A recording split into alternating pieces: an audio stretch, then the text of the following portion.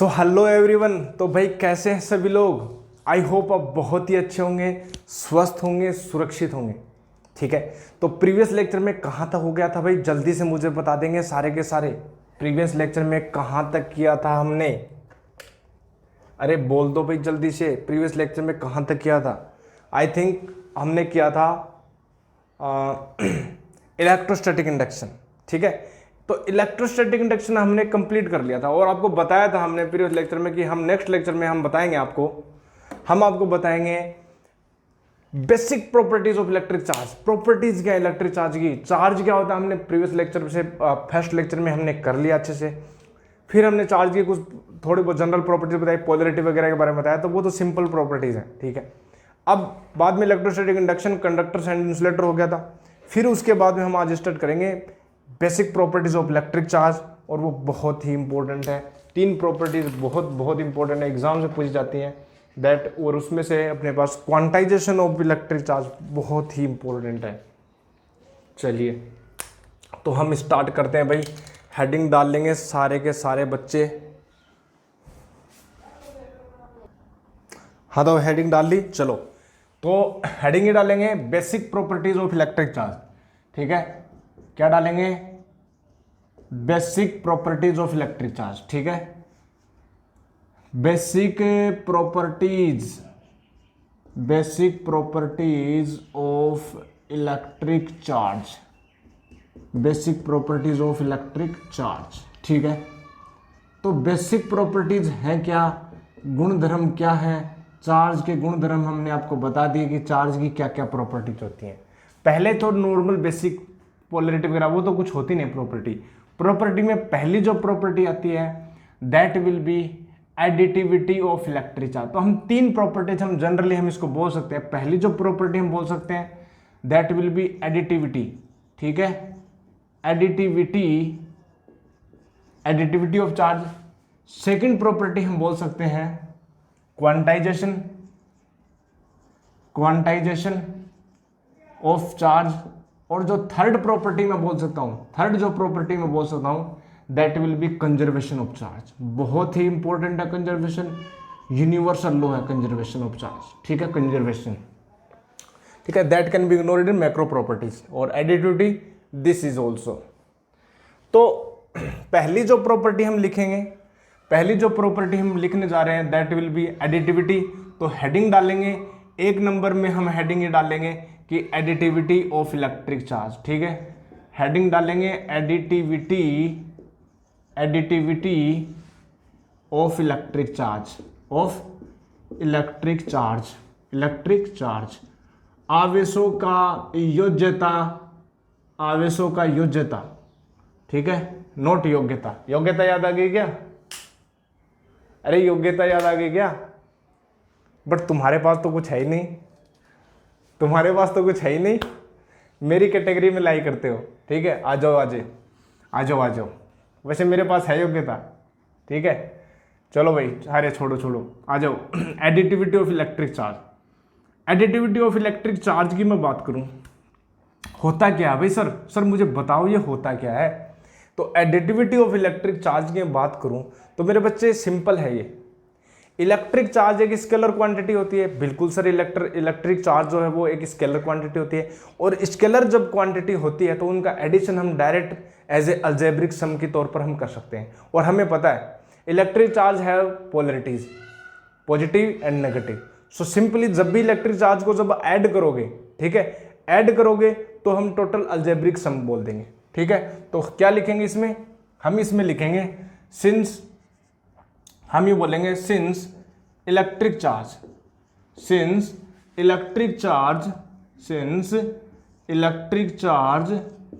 Is scalar quantity. ठीक है, scalar quantity and the meaning of and by the additivity means and additivity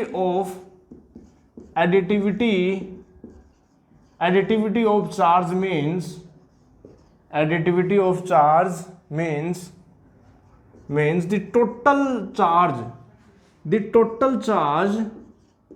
the total charge on any object on any body, ठीक है, total charge on any body is algebraic sum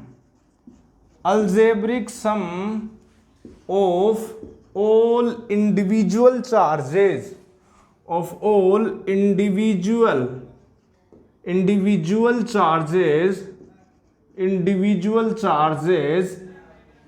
present individual charges, ठीक है, individual charges present in that body, simple से simple बात है sir. ये हमने language लिख दी। एग्जाम में भी आपको ऐसे ही लिख के आना है, ठीक है, बोर्ड की एग्जाम हो कहीं पर भी हो तो थ्योरी में आपको यही लिखना है, ठीक है, इससे ज़्यादा कुछ नहीं लिखना। बहुत ही इंपॉर्टेंट है, कॉन्सेप्ट एंड कॉन्साइज में हम लिखा रहे हैं, ठीक है। तो हम बोलें कि मान लेते हैं, ठीक है, लेट ठीक है, हम बात करें let a body have Q1 Q2 Q3 Q4 and so on Qn charges, ठीक है। देन द टोटल चार्ज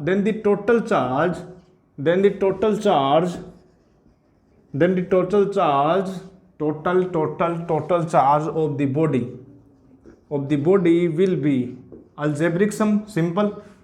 तो हम बात करें जो Q टोटल जो होगा, ठीक है, Q जो टोटल जो होगा वो होगा Q1 plus Q2 plus Q3 and so on Qn, बोल हाँ कि ना। और इसको मैं सिंपल वे में लिख सकता हूँ समेसन, ठीक है, जो भी अपने पास Qi, अच्छा इसको लिखना समेसन वगैरह मत लिखो, ठीक है, इतना ही बहुत है, ये अपने पास हो गया।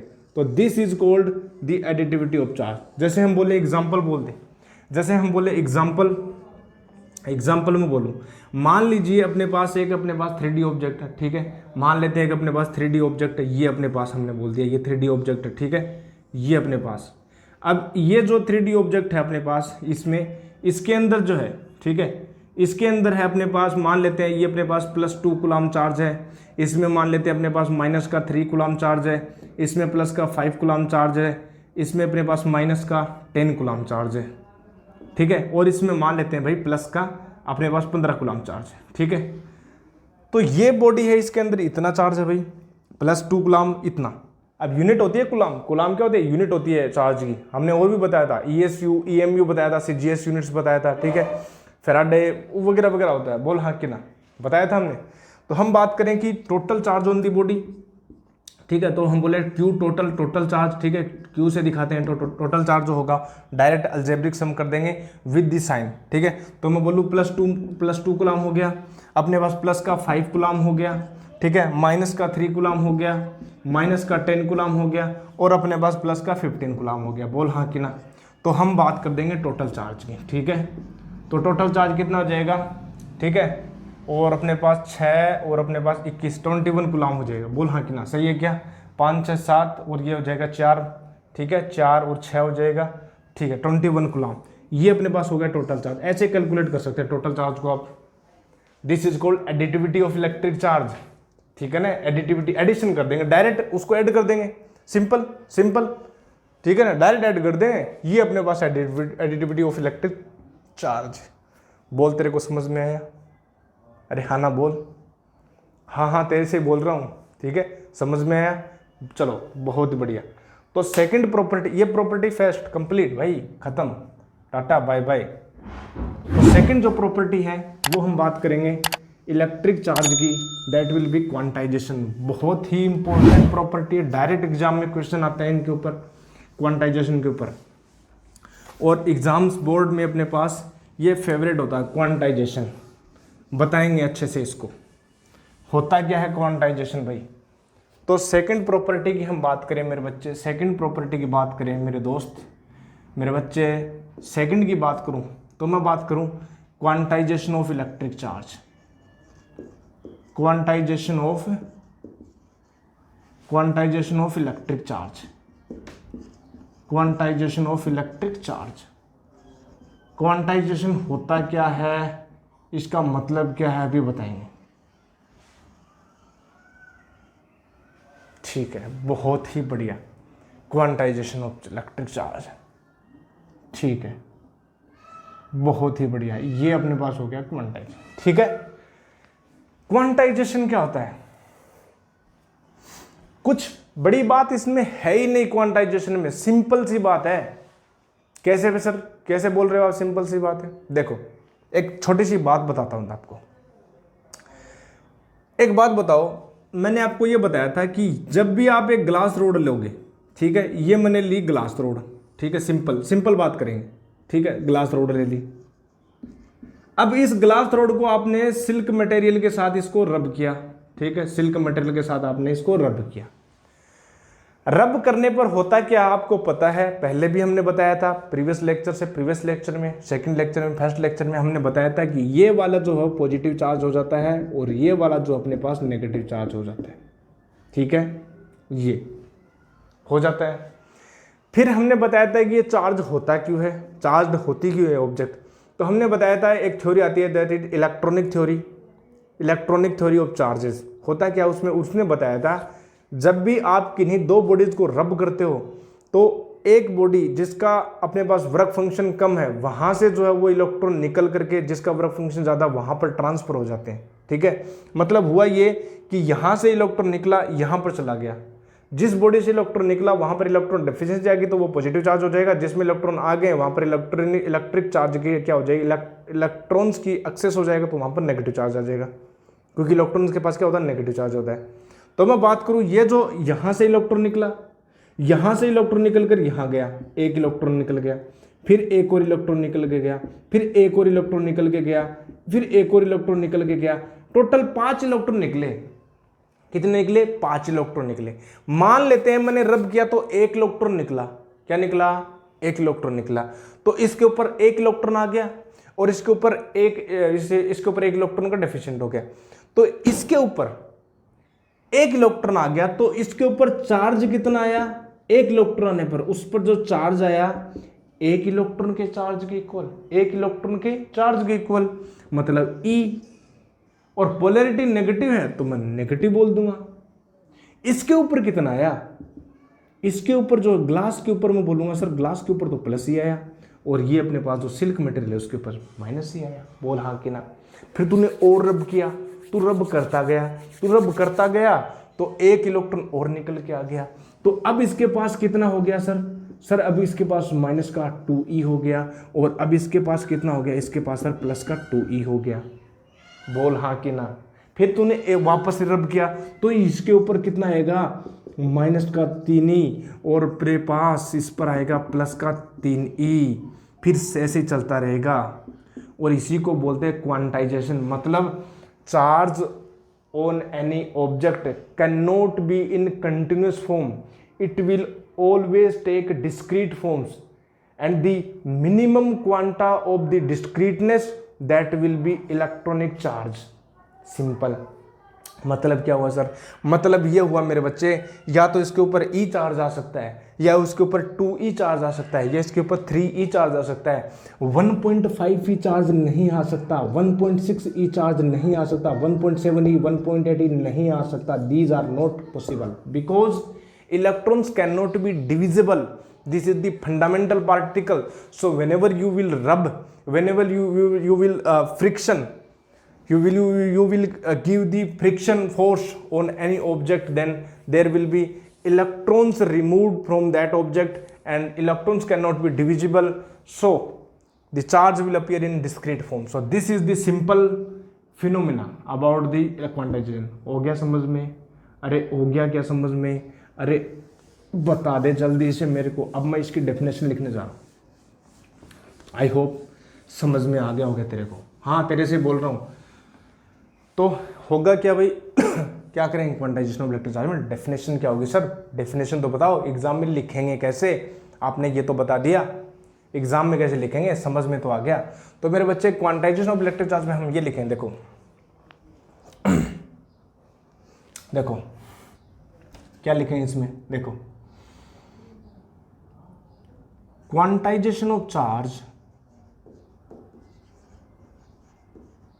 देखो ये Z और S दोनों पॉसिबल है, ब्रिटिश और अमेरिकन का फर्क और कुछ नहीं है। क्वांटाइजेशन ऑफ कई बच्चे तो ऐसे ही परेशान हो जाते हैं, जेड आएगा वहां पर, गलत कर दिया, वहां पर एस आएगा, छोटी छोटी बातें, ठीक है। Quantization of charge means,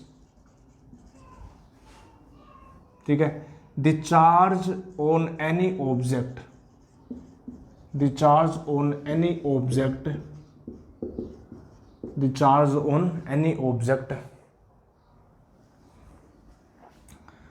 appears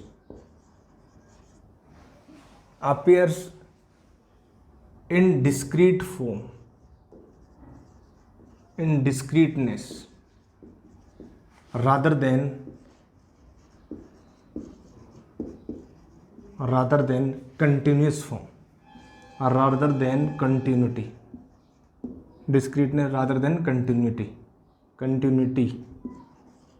means हुआ क्या, that is we can say in another form, we can say in another way that ठीक है, हम बोल सकते हैं दी, ठीक है, the charge on any object, ठीक है, ऑलवेज भी क्वांटाइज, ठीक है, हम बोल सकते हैं रादर देन कंटिन्यूटी, ऑलवेज क्या होगा, डिस्क्रीट फॉर्म में होगा, ठीक है।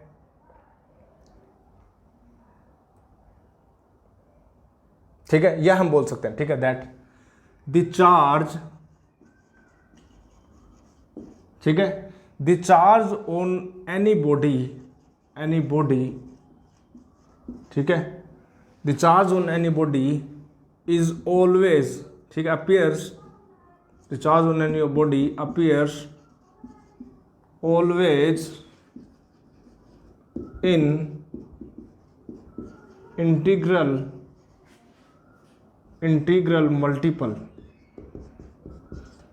multiple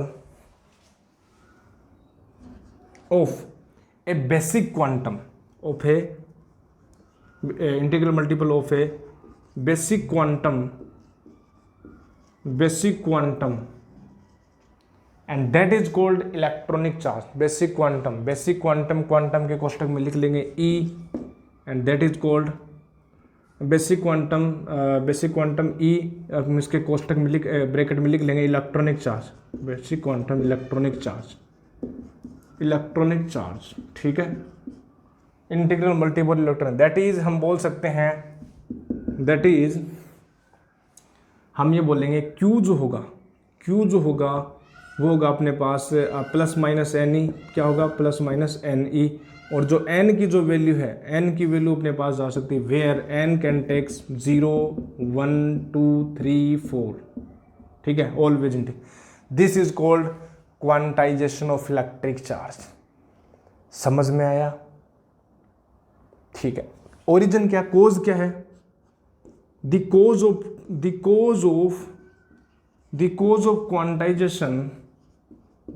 of quantization is that whenever we rub two objects, then the transfer of electron, then there will be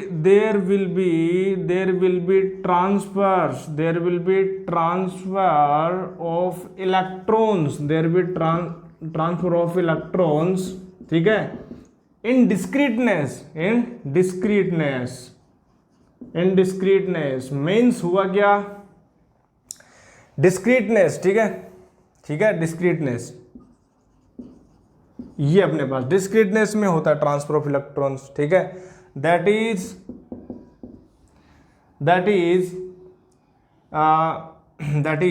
हम बोल सकते हैं the body which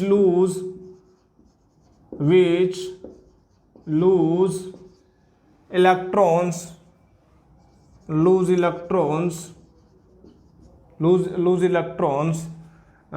gets positive charge in multiples of electronic charge, charge, ठीक है। Similarly in, ठीक है, similarly in the body, similar in the body that gets electrons, simple sir, बहुत ही easy, बहुत ही इजी। यही तो होता है क्वांटाइजेशन मेरे बच्चे, बोल, यही तो होता है क्वांटाइजेशन। मतलब सर जब भी किसी बॉडी को हम चार्ज करेंगे तो या तो उसके ऊपर ई चार्ज आएगा, या 2e चार्ज आएगा, या 3e चार्ज आएगा, या 4e चार्ज आएगा, छोटे छोटे चार्ज आएंगे, बोल हाँ कि ना। क्वांटाइज मतलब क्वांटाइज होगा, डिस्क्रीट होगा। लेकिन this is not true everywhere, we can ignore the quantization, ठीक है। बहुत ही इंपॉर्टेंट है, पहले इसको नोट करेंगे, ठीक है, पहले इसको नोट करेंगे जल्दी से, फिर हम बात करेंगे आगे, ठीक है।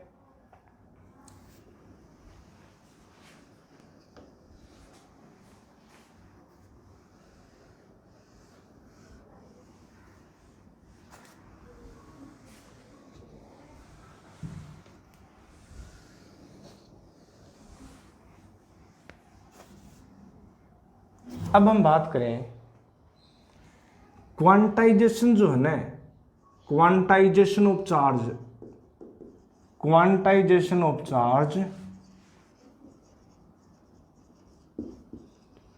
Can be ignored, can be ignored in the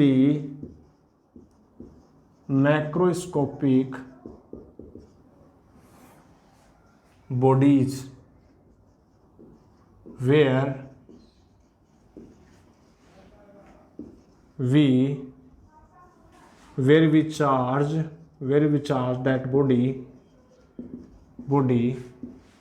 by a large amount, of, ठीक है, ठीक है। इट इज, बताएंगे अभी आपको, इट इज वैलिड, ओनली रहने दो, ठीक है। It is good at microscopic level, it is good at microscopic level where we deal with a few tens, ठीक है, a few tens or hundreds, a few tens or hundreds electrons। मतलब क्या है sir, क्या बोल रहे हो, क्या लिख रहे हो, हमें तो समझ में बिल्कुल नहीं आ रहा। मेरे बच्चे एक बात बता, जब हम ये बोल रहे हैं कि किसी बॉडी को जब आप चार्ज करते हो, रब करते हो दो बॉडी में, तो एक बॉडी से इलेक्ट्रॉन निकल के दूसरी में आ गया तो एक इलेक्ट्रॉन चार्ज हो गया, दूसरी में, थर्ड में, फोर्थ में, ऐसे ही। तो हम बोलते हैं कि वहां पर जो चार्ज आता है या तो E आएगा, या 2E आएगा, या 3E आएगा, 4E, 5E, सिंपल, ठीक है, इतना ही आएगा चार्ज। लेकिन जब आप मैक्रो बॉडीज की बात करते हो, बहुत बहुत बल्कि बॉडीज की बात करते हो, तो उनको जब आप चार्ज करोगे तो बहुत ही लार्ज अमाउंट में उनको चार्ज करोगे, और वहां पर जो है चार्ज की जो डिस्क्रीटनेस है हम उसको इग्नोर कर सकते हैं, क्योंकि वहां पर जो बहुत ही मतलब मैं बोलूं कि 1 करोड़ इलेक्ट्रॉन्स का रिमूवेबल हो रहा है, 1 करोड़ इलेक्ट्रॉन्स को हम रिमूव कर रहे हैं, ठीक है, 1 करोड़ इलेक्ट्रॉन्स को हम रिमूव कर रहे हैं, तो वो जो बॉडी है वो बहुत ज्यादा अमाउंट में चार्ज हो रही है। जैसे मैं बोलूं कि मान लीजिए आपने एक रोड को चार्ज किया, तो जब आप एक रोड को चार्ज कर रहे हो, बहुत ज्यादा अमाउंट में इसको चार्ज कर रहे हो, तो हम बात करें मेरे बच्चे, जब इसको चार्ज कर रहे हो तो ये वाली जो है, मान लेते हैं कि बहुत ज़्यादा इलेक्ट्रॉन्स को हमने रिमूव कर दिया, तो वहाँ पर जो है मेरे बच्चे ये वाला जो चार्ज हुआ, यहाँ पर जो आप है वो क्वांटाइजेशन को इग्नोर कर सकते हैं, ठीक है। यहाँ पर जो है आप क्वांटाइजेशन को इग्नोर कर सकते हैं, बिकॉज यहाँ पर जो चार्ज बहुत ज़्यादा अमाउंट में, जैसे मैं बात करूँ एक बहुत ही डे टू डे लाइफ में एक सिंपल सी मैं बात करूं, एक छोटी सी मैं बात करूं, एक simple day to day life में मैं बात करूं कि देखो, जब आप इलेक्ट्रिक बल्ब जलाते हो, ठीक है, जब आप इलेक्ट्रिक बल्ब जलाते हो, जब आप इलेक्ट्रिक बल्ब जलाते हो यहाँ पर, तो मेरे बच्चे इसमें होता क्या है, इसमें होता ये है कि जो चार्ज होता है ना, ये अपने पास जो है ये वाला, ठीक है, ये जो चार्ज है अपने पास जो जाता है, ठीक है, ये जो अपने पास जो चार्ज जाता है, ठीक है, ये अपने पास, तो होता ये है कि इसमें जो करंट फ्लो हो रही है, ठीक है, किसी टाइम पर बात करें तो इस डायरेक्शन में, तो जब करंट फ्लो हो रही है तो करंट में बहुत ज़्यादा अमाउंट में इलेक्ट्रॉन्स फ्लो हो रहे हैं। अब मैं बात करूं कि इसमें इसके जो फिलामेंट में जो इलेक्ट्रॉन जा रहे हैं, यहां पर मैं डिस्क्रीटनेस को मैं इग्नोर कर सकता हूं। अगर डिस्क्रीटनेस होता तो ऐसा होता कि एक इलेक्ट्रॉन गया, बल्ब जला, फिर इलेक्ट्रॉन बंद हो गया, बुझ गया, फिर एक और इलेक्ट्रॉन गया, वापस से जल गया, वापस से बुझ गया। लेकिन यहां पर जो है इलेक्ट्रॉन्स एक कंटिन्यूस फॉर्म में बहुत लार्ज अमाउंट में फ्लो हो रहे हैं, तो वहां पर डिस्क्रीटनेस का कोई काम ही नहीं है। वहां पर एक फ्लो चल रहा है, कंटिन्यूटी फ्लो चल रही है, तो वहां पर लार्ज अमाउंट में चार्ज है, तो वहां पर मैं उस कंटिन्यूटी को, उस अपने पास डिस्क्रीटनेस को मैं इग्नोर कर सकता हूं। वहां पर कंटिन्यूटी है, ठीक है, वहां पर कंटिन्यूटी है। तो हम बात करेंगे ये कंटिन्यूस चार्ज है, दिस इज कंटिन्यूस चार्ज, ठीक है, this is large amount of charge. ये क्या है, लार्ज अमाउंट ऑफ चार्ज है, लार्ज अमाउंट ऑफ चार्ज है। और लार्ज अमाउंट ऑफ चार्ज में क्या कर सकता हूं, डिस्क्रीटनेस कैन बी इग्नोर्ड, ठीक है, डिस्क्रीटनेस कैन बी इग्नोर्ड। और हम करेंगे भी, जब हम इलेक्ट्रिक फील्ड निकालेंगे बाय द चार्ज बॉडी, तो हम क्या करेंगे, इसको एक छोटा सा अमाउंट ऑफ चार्ज बोल देंगे, ये अपने पास जो पॉइंट चार्ज बोलते हैं, जिसको हम DQ बोल देंगे, आगे हम करेंगे इनको, ठीक है। तो यहां पर जो है इग्नोर किया जा सकता है, ये मैं बताना चाह रहा था, बहुत ही इंपॉर्टेंट है, बहुत अच्छी कॉन्सेप्ट है, जल्दी से इसको नोट करेंगे। फिर थर्ड प्रॉपर्टी हम चलते हैं, that is conservation of electric charge, ठीक है।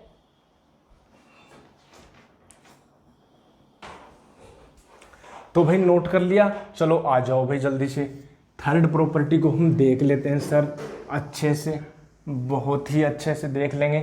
और वो जो प्रॉपर्टी है बहुत ही बढ़िया प्रॉपर्टी है, conservation of charge, conservation of energy अपने पढ़ा है, अरे बचपन में बहुत पढ़ा है sir.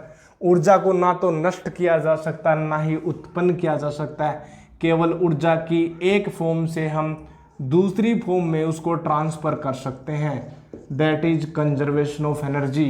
And conservation of electric charge क्या होगा सर, डेफिनेशन तो मेरे बच्चे तू ऐसा लिख सकता है, ठीक है, डेफिनेशन तू ऐसा लिख सकता है कि चार्ज को न तो उत्पन्न किया जा सकता है, चार्ज को न तो नष्ट किया जा सकता है, चार्ज को एक बॉडी से दूसरी बॉडी में ट्रांसफर कर सकता है। लेकिन ये बच्चों की डेफिनेशन हो जाएगी, ये क्या हो जाएगी, बच्चों की डेफिनेशन हो जाएगी, हम कुछ अलग करेंगे।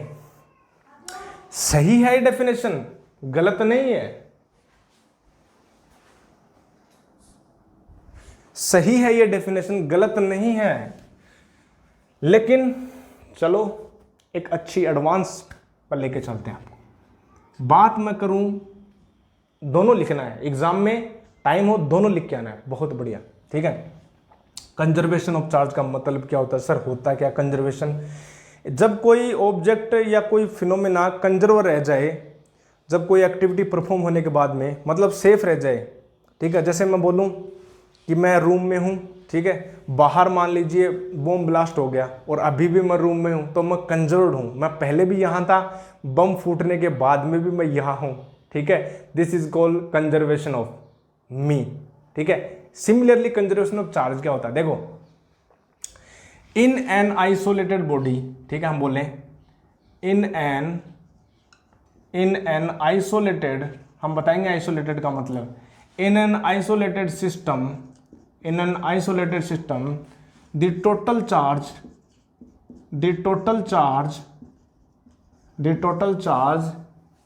is remains, total charge remains conserved, total charge remains constant या conserved, ठीक है, या हम बोल सकते हैं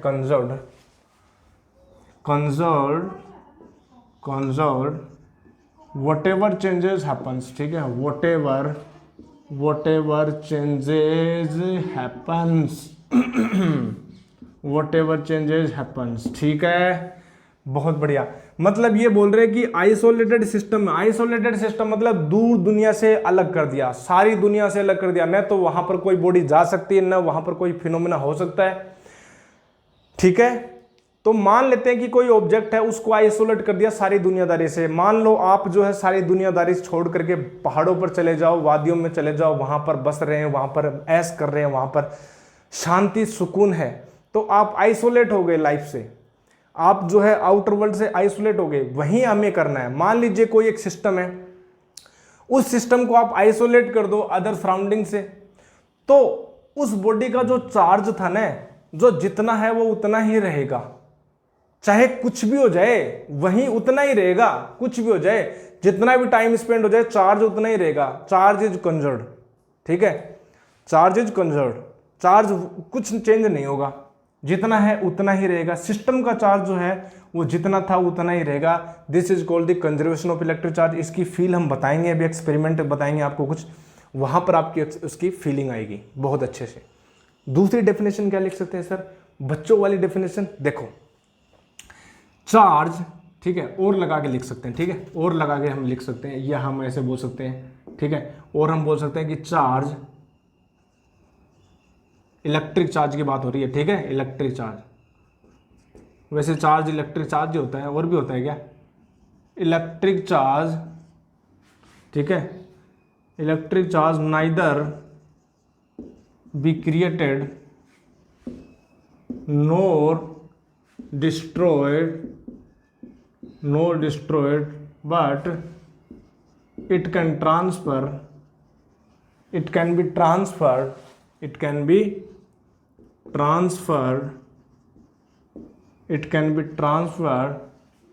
from one object to another. This is called conservation of charge. ठीक है, another, this is conservation of charge। बोल, this is conservation of charge। ठीक है, सही है, बहुत बढ़िया। एग्जाम्पल्स मैं बोलूं आपको, बहुत बढ़िया बड़े एग्जाम्पल बताता हूं। जैसे एग्जाम्पल नंबर 1, ग्लास को सिल्क मटेरियल के साथ तूने रब किया, ग्लास को सिल्क मटेरियल के साथ तूने रब किया। When we rub glass rod with silk material then glass rod becomes positively charged, glass road becomes positively charged and silk gets equal but opposite polarity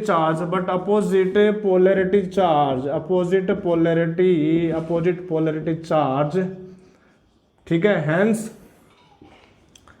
the total charge of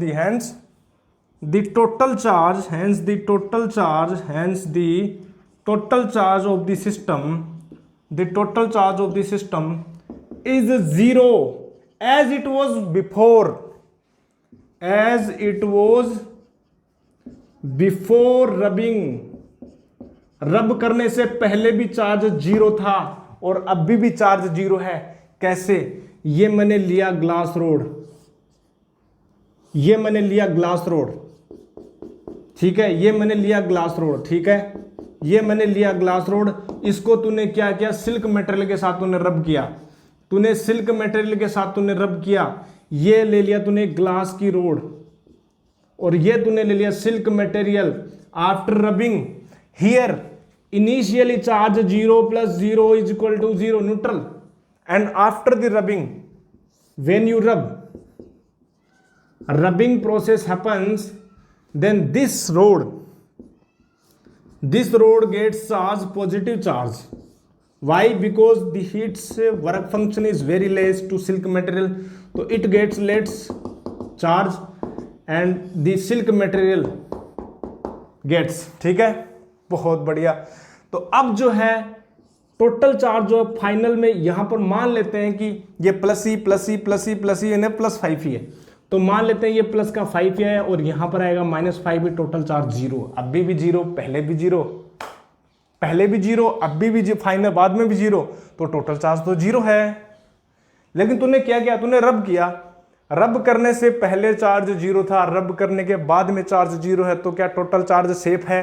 क्या total charge पहले भी उतना ही था, बाद में भी उतना ही था? This is called conservation of electric charge, this is called conservation of electric charge. And you can see, first of all note down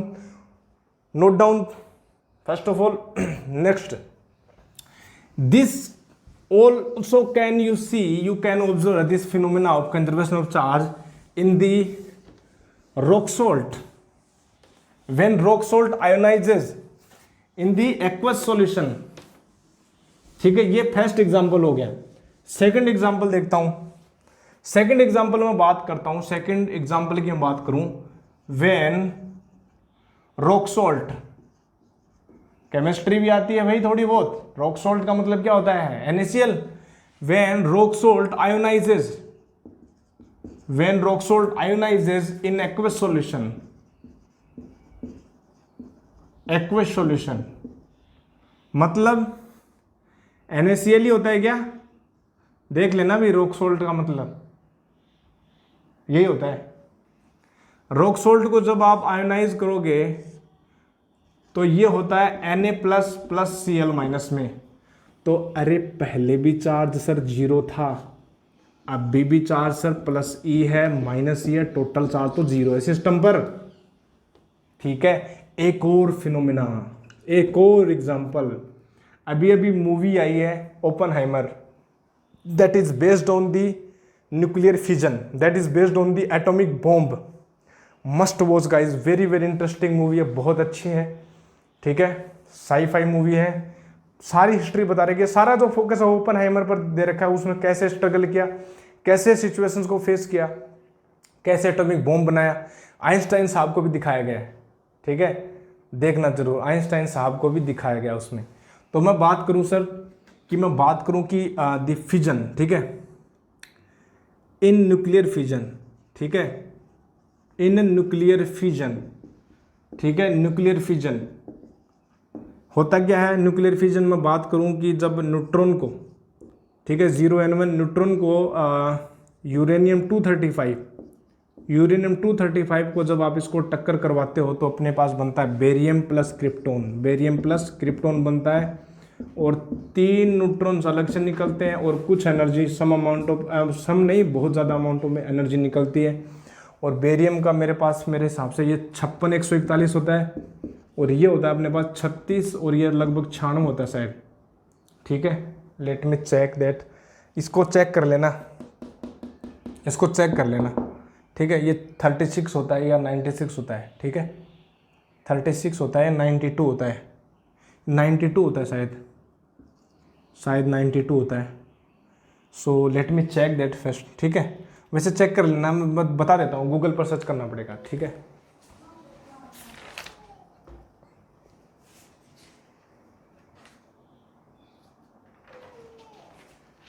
ठीक है, मैं एक बार चेक कर लेता हूँ गूगल के ऊपर बेरियम का बेरियम और क्रिप्टोन का क्या क्या होता है भाई, ठीक है। लेट मी चेक दैट, क्या था, क्रिप्टोन था ना, 56, ये तो इसका तो मेरे को कंफर्म पता है, लेकिन क्रिप्टोन का, ठीक है, इलेक्ट्रॉनिक क्या बोल सकते हैं इसको, हाँ, एटॉमिक मास, ठीक है, atomic number, atomic mass of krypton,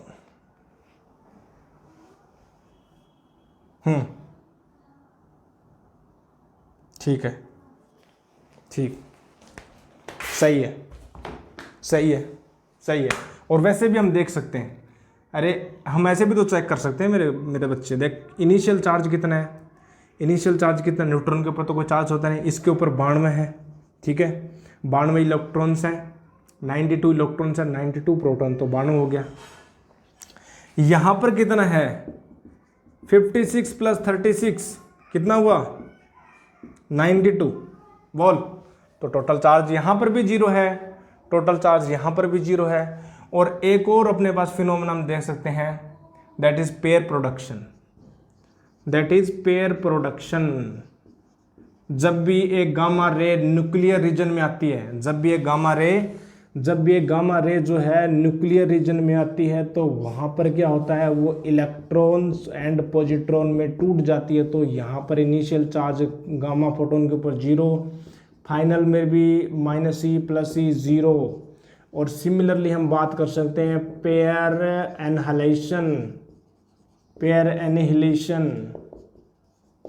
annihilation में क्या होता है, इसमें अपोजिट हो जाता है। इसमें इलेक्ट्रॉन्स एंड पॉजिट्रॉन मिल करके दो गामा फोटोन को देते हैं, ठीक है।